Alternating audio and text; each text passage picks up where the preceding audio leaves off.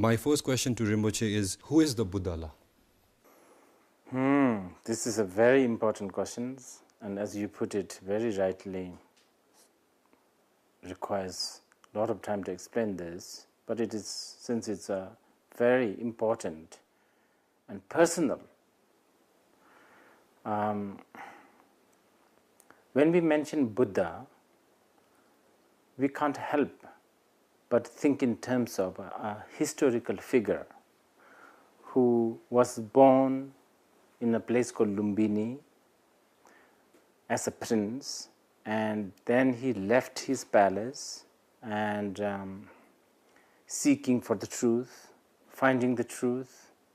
He achieved what we call nirvana, which is basically actualizing the truth, and deciding to share that method with the rest of the people.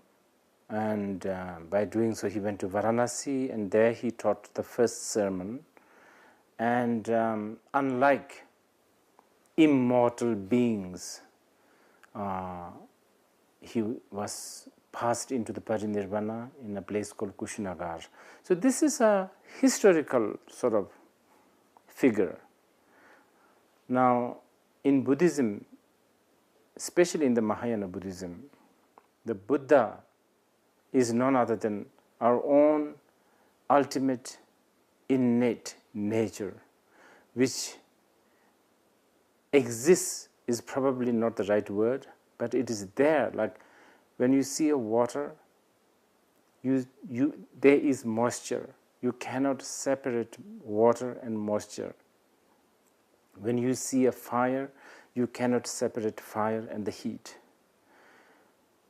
Sort of the innate ingredient, if you like, innate nature of the being, not just human being, butterfly, mosquitoes, tigers, all beings have that nature, and that is essentially the real Buddha.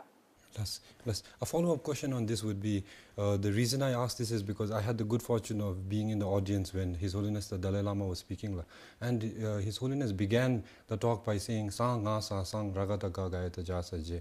So is it, like Rinpoche mentioned, for us also, starting from the very word itself, that we should analyze what it means so that it benefits us, and to be on a constant check on ourselves also? That Definitely, and that is the quintessence of so-called the Buddhist practice, to really actualize. For right now, most of us, we are only using probably like the sort of the 1,000th, probably the millionth capacity of ourselves. There's so much capacity, there's so much potential. And that need to be tapped into, that need to be actualized. So, so-called Chödumni, practicing the Dharma, is really to recognize it. Upon recognizing it, maintaining that recognition, strengthening that recognition, and not just for oneself, but also making all the other beings, helping them to understand that nature.